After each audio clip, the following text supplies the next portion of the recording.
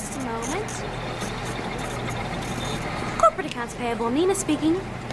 Just a moment. Corporate accounts payable, Nina speaking. Just a moment. Corporate accounts payable, Nina.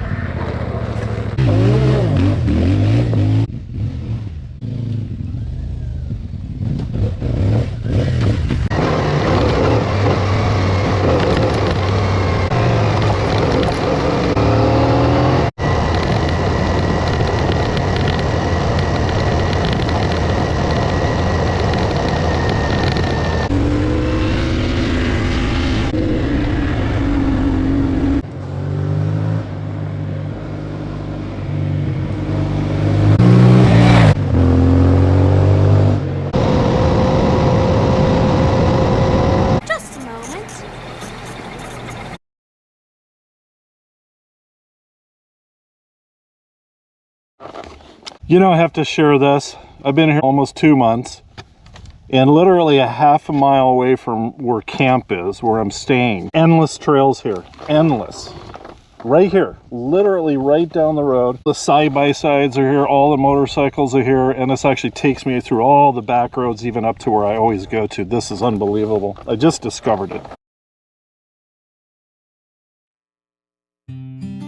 So the last part of this video is about, you know, what am I gonna do? It's been a long time since I've had this, this thing to think about. I don't have an income, sold all the gold, knowing that logically in this world we live in, it's not the smartest decision in the world. We will continue the journey, you know, continue sharing it. Who knows what happens? Okay. And yeah, there are some rich people who say money doesn't buy happiness, blah, blah. You can always just give it away. You can go back to being broke again. I might go broke at the end, mix it up for the last year, you know? Become homeless or something. Fucking, who cares? Who cares? It's funny.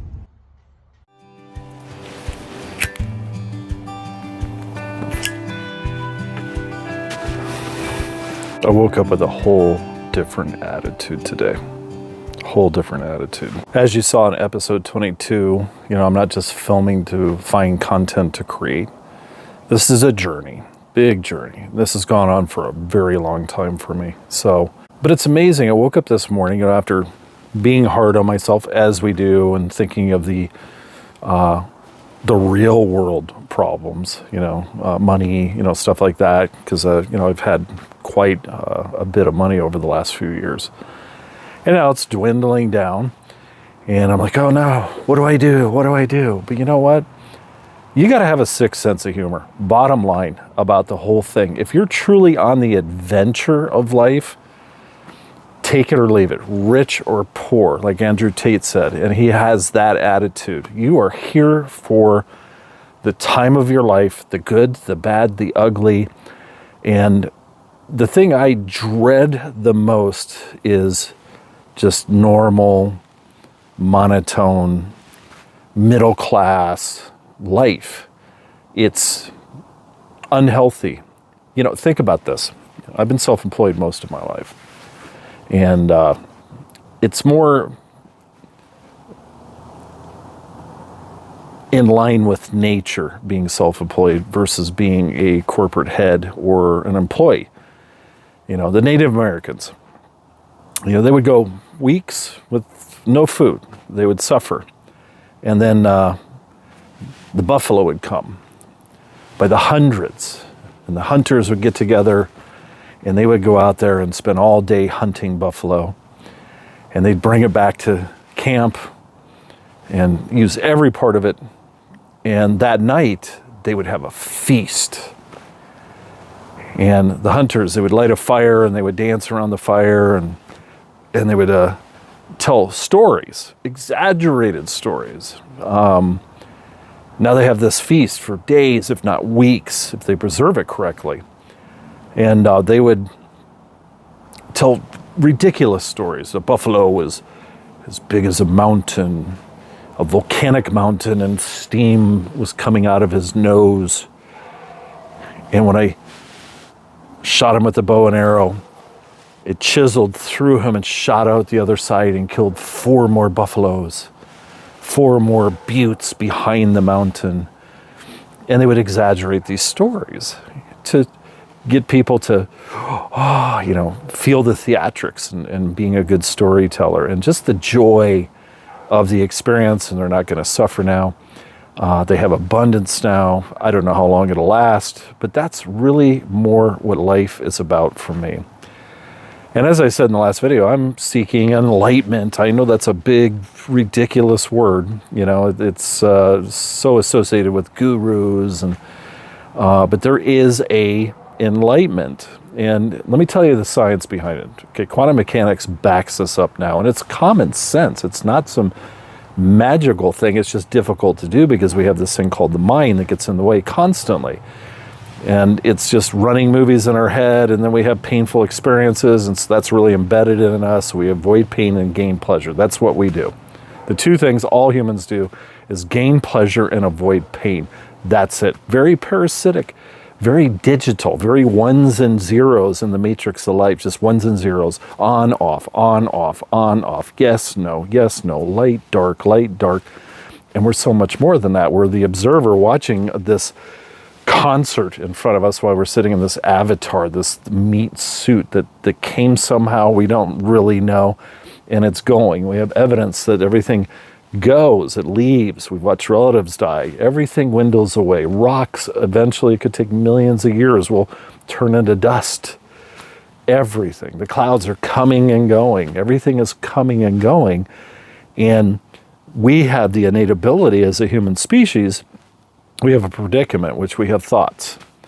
You don't see animals, they fear what's happening right in front of them. And they might get into a battle, they might being attacked by some predator, and they make out of it, make it out of it.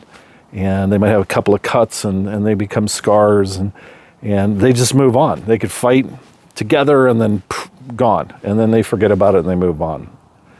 But what we do is we think. We have this memory that we have to deal with. And we can sit here and ponder and think about good memories. The last time I was happy.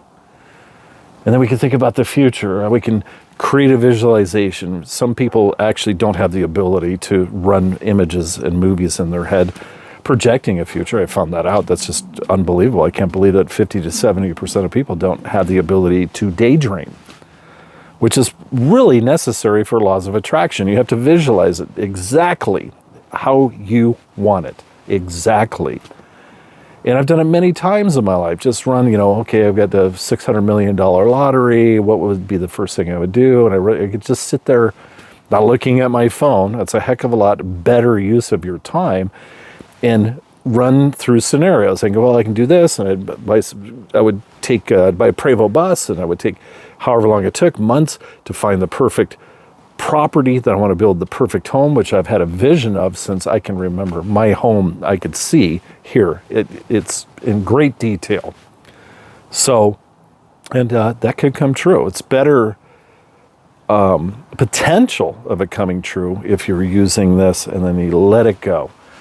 So this is an interesting circumstance that we have. Your mind can control you based on your bad memories. I'm not telling you something you haven't heard from somebody else or you've studied yourself. The difference is, as the beginning of this video, is doing it. Most people live in this thing called ready, aim, fire. And I've watched more people in my life never open a business, never pursue their dreams, never go for it in life, because they ready and they aim, and then they find all the negatives and all the reasons why it wouldn't work, and they do their stats and schematics and demographics, and they can totally see why it wouldn't work. And then they think about all the legalities and the loops you have to jump through and the ribbons you have to cut, and before you know it, they already lived through the experience in just a few minutes compared to the weeks, if not months, it would take to get this going. And then they just spud out, go back and sit like a spud on a couch, and just be comfortable, be smart. What about the real world? What about the real world? You mean the one where you just come home from your job and you look at the TV or your phone and you eat dinner and you're worried about everything, and most of you are just 2-3 months away from being homeless. That's the middle class person. Some people are weeks away, days away from it, and we all keep it a secret amongst each other. That's the problem here. Nobody tells the truth. It's none of your business. And if we're going to come together like we need to be honest with each other, and don't be ashamed that this is a tough time for some people financially. What is it, 1% right now is not suffering and they'll always be good? That's what you want to tap into. But it's not going to take this mind running through this ready, aim, fire scenario to make it happen. You have the ability to ready, fire, aim. We're more intelligent than just a bullet. You aim and it just linear goes towards its target based on projection and angle and stuff like that. We are a success-seeking bullet. You can make turns as you go. And that's the whole thing. It's like, I'm thinking about doing this, do it. Don't even know how you're really going to do it, but when you start doing it and get out there, it happens. Ready, fire, aim. You'll figure it out on the way. This is how we are supposed to live more naturally. And what's going on right now is we're coming out of the Industrial Revolution.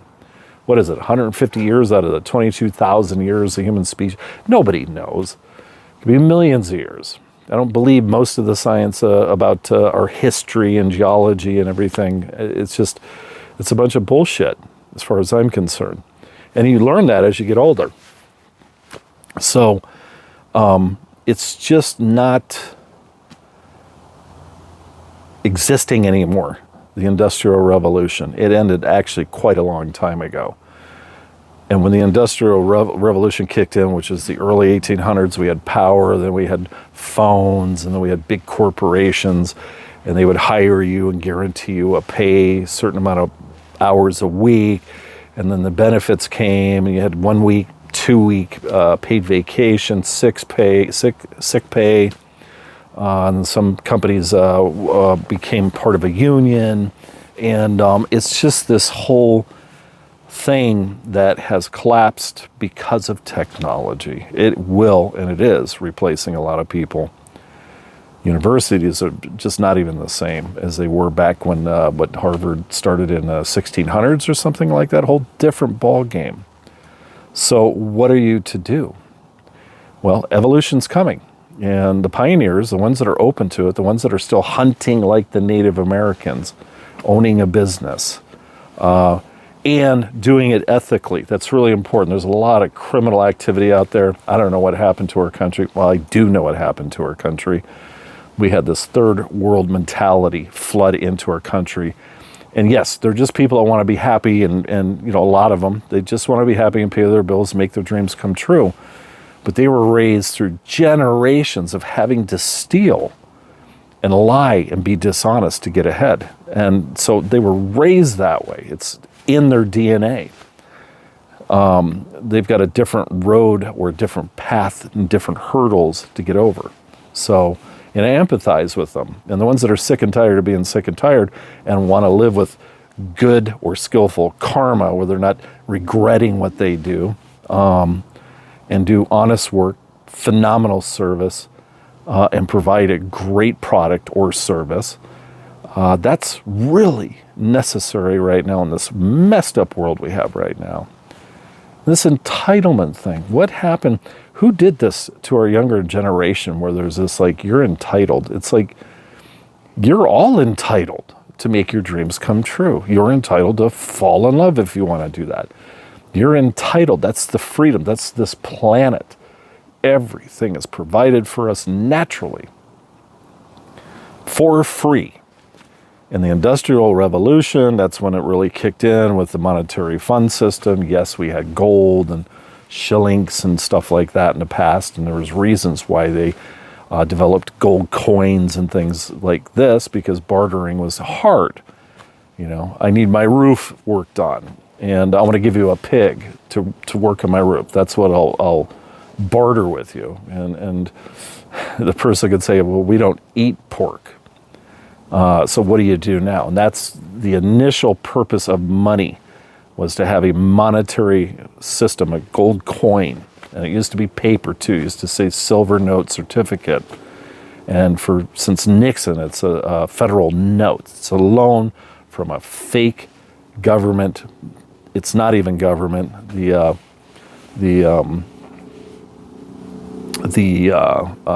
Federal Reserve. Some of you know how it actually works, and as you get older, you learn, because it's been working against you, keeping you enslaved your entire life. When you're young, you just are programmed and trained by your family and schools and churches. Go get it, go to school, get an education, go to college, get a degree, get a job, have a career, and do all the right things until you're retired at 65. People are living much longer now. The life expectancy now is in the 70s. So Social Security was designed for people back when they all died at 65. So there's this big shift going on, and either you're going to retool or you're going to get left behind. So the best thing you can do for yourself is create a product or service and create your own business. That's it. And you have to go through what the Native Americans went through. You're going to be up sometimes and down sometimes. And there's some great technology today. There's a lot of people making money in ways that I don't fully understand now by using the internet. It's there. So go learn it if that's what you want. But again, I know what it's like to be homeless. I know what it's like to be poor. I have a little taste of middle class. I typically don't get along with middle class people. I think they're the most dangerous species of humans on the earth, because if everything went to hell, which we're on the brink of, we're like right there, it could happen. These are the people that will rob, steal, kill, and cheat to keep that food going, keep that comfort going, because they've been programming that so long. So I feel good today. I woke up this morning and I said, you know what? I know what my purpose is. I know what I'm looking for. I know it's mocked. What is enlightenment? Well, it's really simple. It's basically being here right now is the only reality we'll actually know ever. That's it. Right now, and right now, and right now, and right now, as I've got these deer, look at them. They're coming closer and closer. I'm not going to turn the cameras over there. And I think it's cool. That's my neighbors, and they keep getting closer because they feel comfortable around me. That's a big deal to me now versus buying a Bugatti, which is fun for a while. But so it's all about being up for the adventure. I like what Jordan Peterson says. You want to maintain happiness? It's unrealistic. It can't happen. Just a circumstance in life can change that immediately. A thought, a memory, something that was miserable, that's something, maybe an old song triggered it. All of a sudden you're back in that time and you're feeling all these things again. And we become paralyzed by these things. Or people that have been trying to manifest and dream don't know how to get rich. They don't know how to make their dreams come true, and it's a lot of work. And so they stop doing that, and they just wake up and go through the motions. And I have this in my DNA. I have this in my family history. I've been fighting this my whole life. And I've had some big highs and big lows. I was never middle class, just for short periods of time. But I was laid off. The first time in 1 month, the second time in 4 months, the third time. Corporate jobs that paid well with benefits and all that stuff. 8 months later, I was laid off. So, and I'm like, what the So it did me a favor. It kept me from giving up and turning into Fred Flintstone and sitting in a recliner watching TV and eating TV dinners. They sold this stuff on TV with Leave It to Beaver, Archie Bunker, the Brady Bunch, 8 is Enough. They showed this beautiful idea of what life was. And the funny thing is we've existed for thousands of years. And That period of time was nothing, just minute. And now we're coming out of that. And it's hard as the baby boomers are now older and what they passed on to their Gen X kids or millennials, it doesn't apply anymore. It just doesn't. These are exciting times, if you could see it that way. It's hard to do. Guilty. The last video I made. But I'm in the drink now. I'm in it. I've been sipping it for 7 years. Thank God I had a bunch of money to piss away and experience some of my items on the bucket list, the traveling and the luxury and the abundance and over-consuming ridiculous stuff. Like I'd buy something at the store with all the other millions of things we had, and then I couldn't find it, so I'd just buy another one, and sometimes 3 or 4 things, and then 2-3 years go later and you find the other ones and you're like, all right, well, whatever. It could be very wasteful having a lot of money. But people don't realize this. I'm going to say it.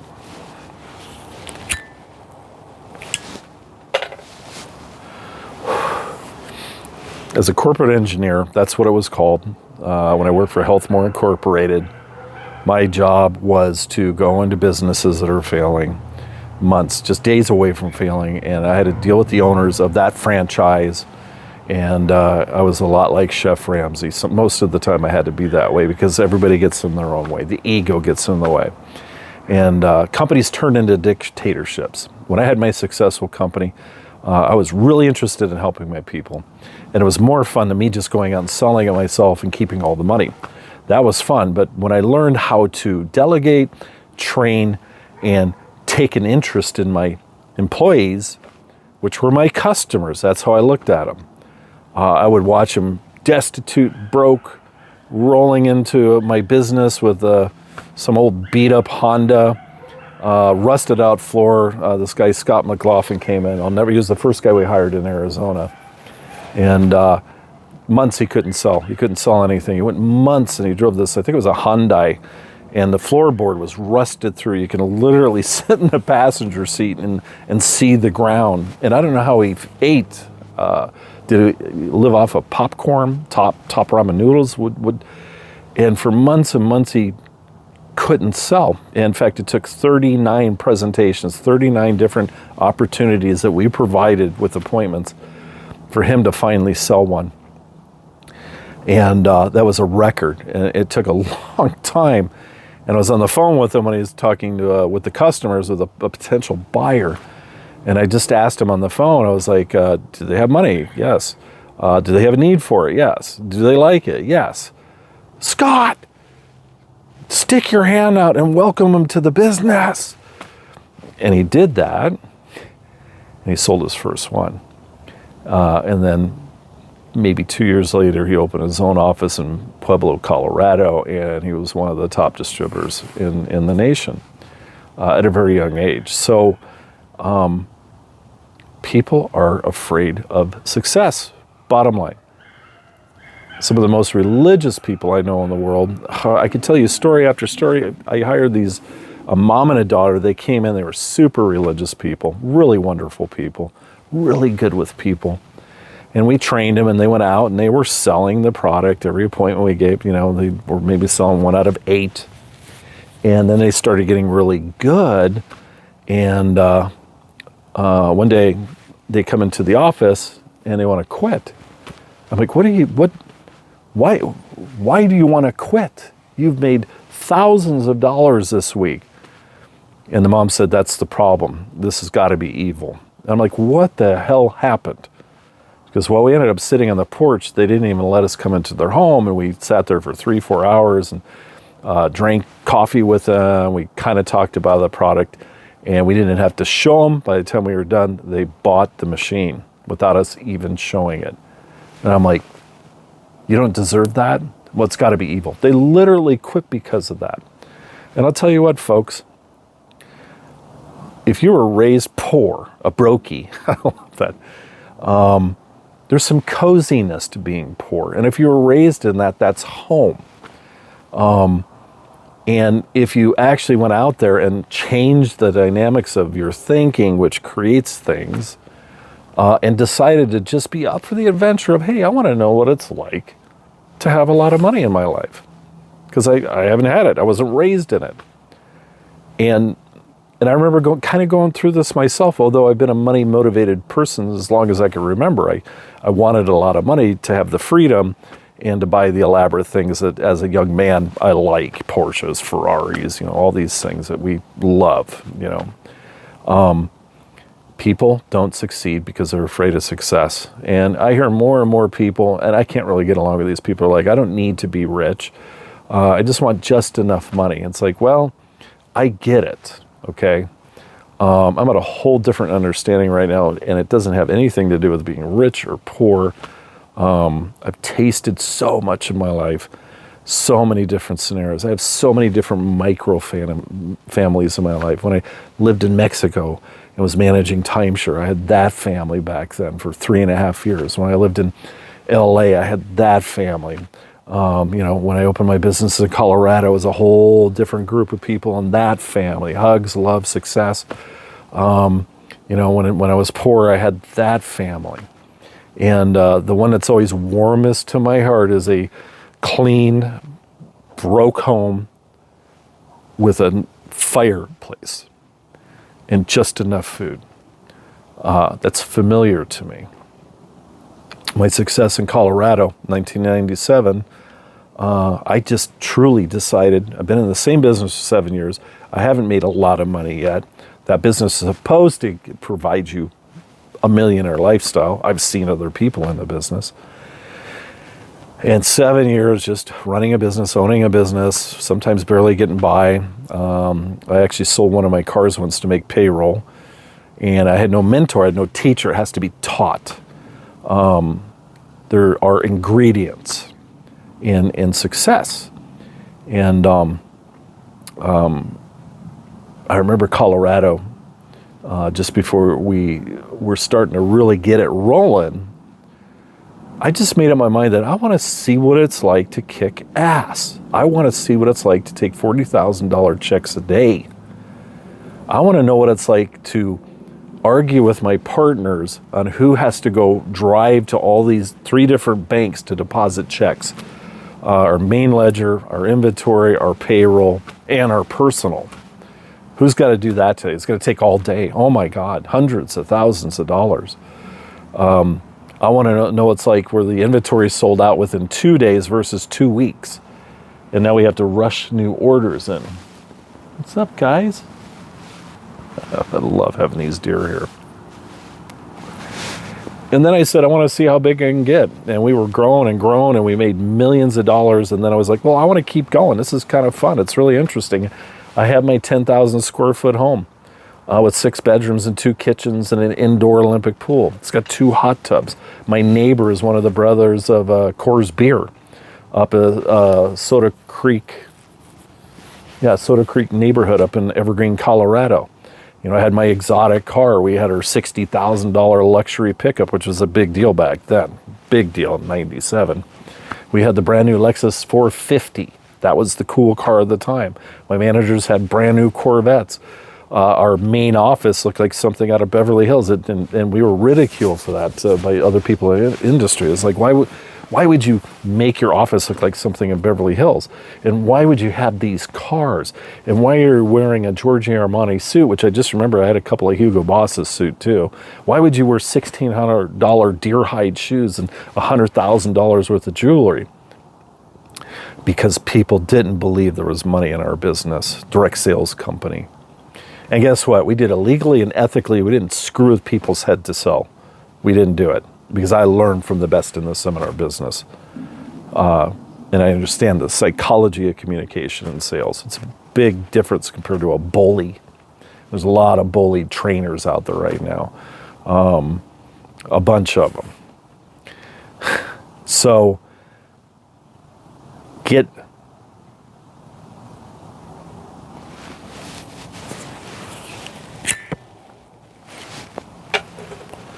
out of your own way. Think it, visualize it, and just go do it. And I'm just sharing this because yesterday I'm looking at my account. It's low. I've got a few months left of just paying bills. I have no income. Even if YouTube started kicking them up, I could be monetized any day now. I'm really close, so make sure you subscribe if you're watching this. That'll change my gear. Now it became a business. Now I'm going to do things differently, like what I'm doing with this video. Now I'm going to have fun building my business and continuing sharing the journey. Who knows? Maybe it goes viral. Maybe before you know it, I'm making thousands and thousands of dollars a month with YouTube. I've put my time in 17 years. I'd be okay with that. I'd take it very seriously. I would hire a camera person. I'd hire an editor and just have fun. I would script more, some stuff. I mean, this is all improv, what I'm doing right now, and that's fine. But sometimes I just want to get the point across and not still, on words. I have so much going through my head when you improv. It's amazing. It's really hard to do this in front of a camera. I'm better off in front of an audience. It's easier. So, whole different shift in attitude today. And what happened was this. Yes, it's all reality. I spent all that money in 7 years. Oh my God, we own properties and homes and cars and motorcycles and the bus, the luxury RV. We went to Portugal. We traveled, stayed in $1,500 a night rooms and just bought stuff and really experienced that. I'm surprised it lasts 7 years. So, and the average person is, well, it's really stupid because you could have invested that. And most people that are Gen Xers, they think they can retire on like 1.7 or less $1 million. That's a tight budget. That's not enough. My recommendation is take some chances. So we're going to see how it turns out for me. But you know what? Here's the key. I'm up for the adventure. I woke up this morning just laughing, going, dude, you're turning 59 October 4th. You've been on one hell of a journey, not being married, not having kids, and all the different countries you've lived in, and different jobs, different businesses, different people. I've met celebrities, hung out with them, seminar people. I've met Donald Trump in person back in the late 80s. I've got good input when it comes to success. I've met gurus, spiritual teachers. I've sat down privately and talked with them. I went through the Sedona spiritual time, all seeking this thing called enlightenment. And what is enlightenment? It's really simple. Be here, because it's the only thing actually going on. This is it. Your mind is designed for food, shelter, heat, or cooling off and drinking water, or building something. Memory, what was painful experience, you don't have to remember it. You'll know it. That's called wisdom. You tell a kid, don't touch the stove, it's hot. And if you don't actually show them hot, they're going to touch it. Okay? They're going to find out the hard way. And really the way to teach is take their hand, the stove, and go, okay, tell me when you start feeling hot. And they're going to be really far away from burning their hand. They'll get the point without actually hurting themselves. So this is how life is. This is how it should be. Be up for your adventure. I've watched brothers and my mom and my dad, I watched them die. My brother-in-law was a go-getter, and he had great successes and losses, and he was a hustler, man. He was a mover and shaker, and he was on his way to going to the next level financially, and he was diagnosed with the terminal cancer. I watched this alpha-type male. It was tough. 6 months later, gone. I watched him decay. I pushed him around in a wheelchair. So when you see these things and that you see life is taking away from you, the fountain of youth is to don't let it own you.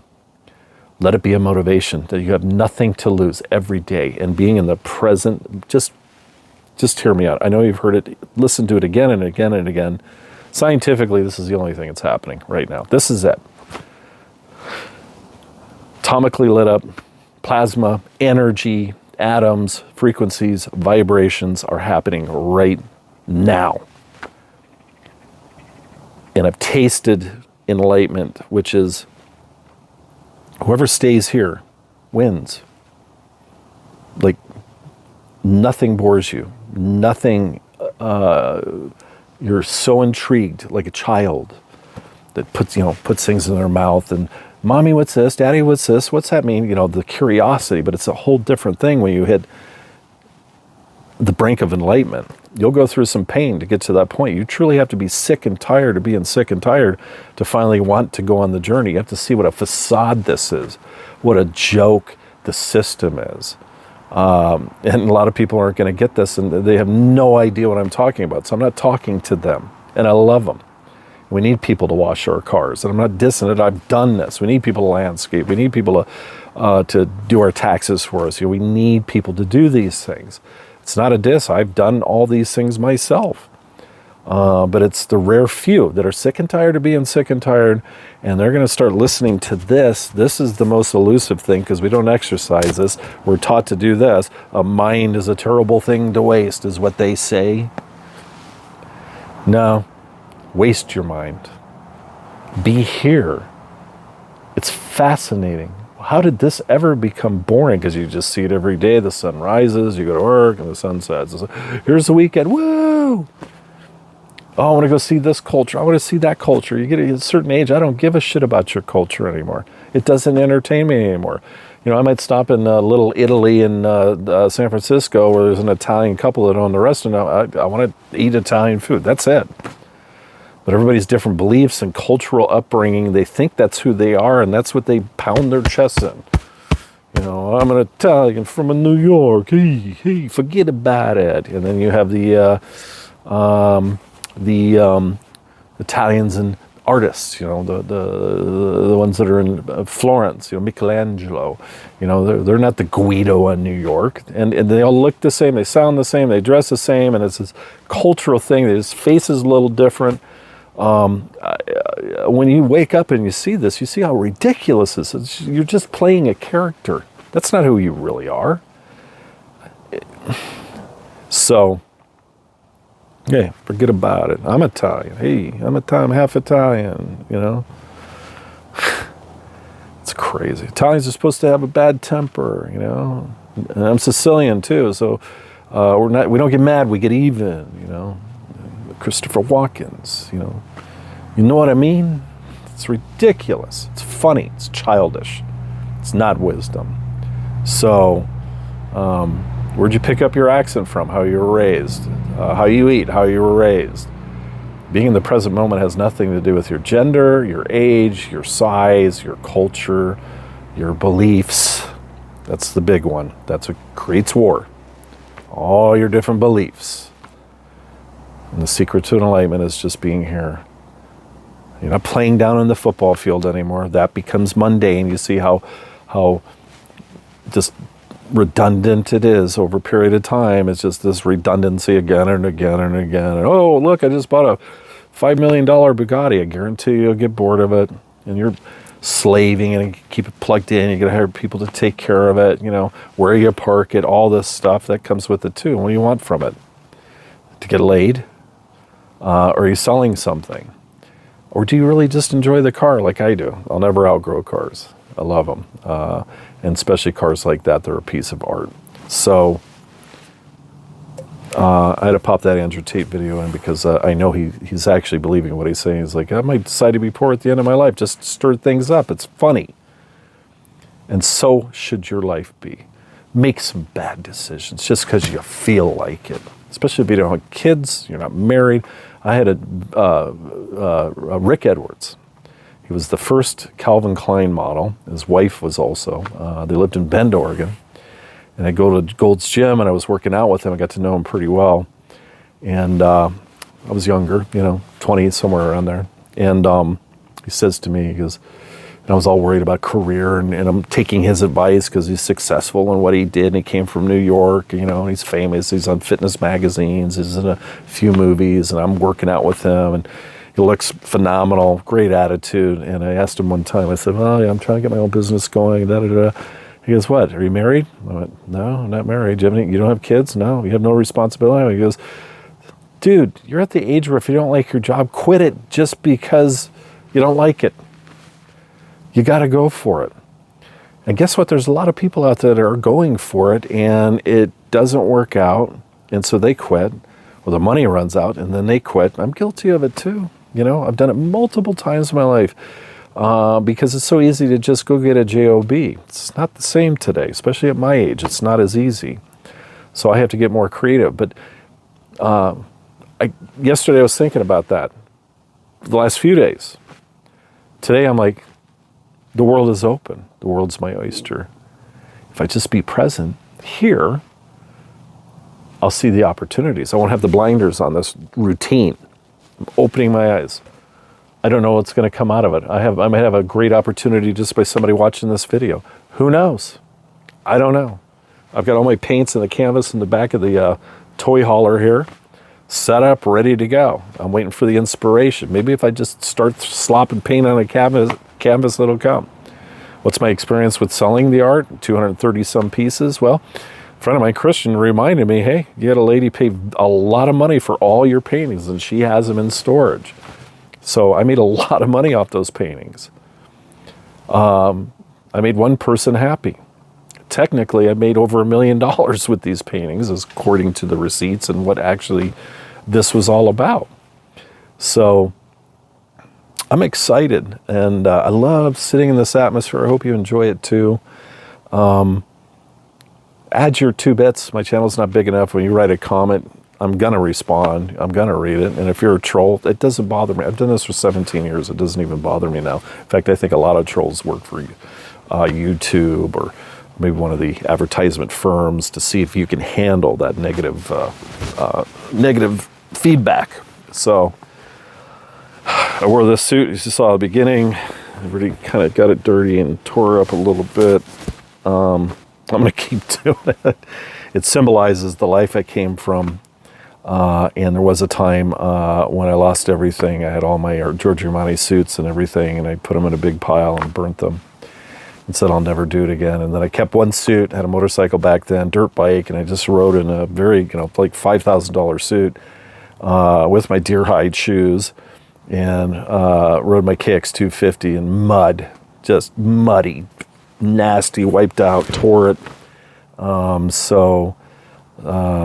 This is reminding me of when you say F it, after you've worried and everything, when you just go, you know what? I'm here for the adventure. I'm here for the experience. And I don't care what anybody else thinks. That's a hard thing to do, especially when you're trying to sell something constantly, which most people are. No, what they want, what sells, is for you to do fearlessly what you want to do at the expense of being ridiculed. Go for it. And if you're successful-minded, you want to make your dreams come true. I got a young man right now. He owns a detail company. He's going to make it. I can see it in his eyes and his demeanor and everything. And I told him yesterday, I said, you're going to lose friends. You're going to lose family. You have to have a certain pride. You got to walk that way, talk that way. You have to be it as if you already are. It's not lying. Most people put the cart before the horse. You're not going to become successful thinking poor and doing poor. You have to literally put the horse before the cart and walk it, talk it as if you already are. It's not lying. It's not cheating. It's changing the dynamics. So I'm sharing stuff with you. I'm just pointing what other mentors and other people have shared with me. It's just pointing. I've got a lot of good input over these years, and I've adopted it. Now I'm finding my own words, my own way. So I'm just pointing a direction for you if you're interested. So, as always, we'll see what happens on the next video. Take care.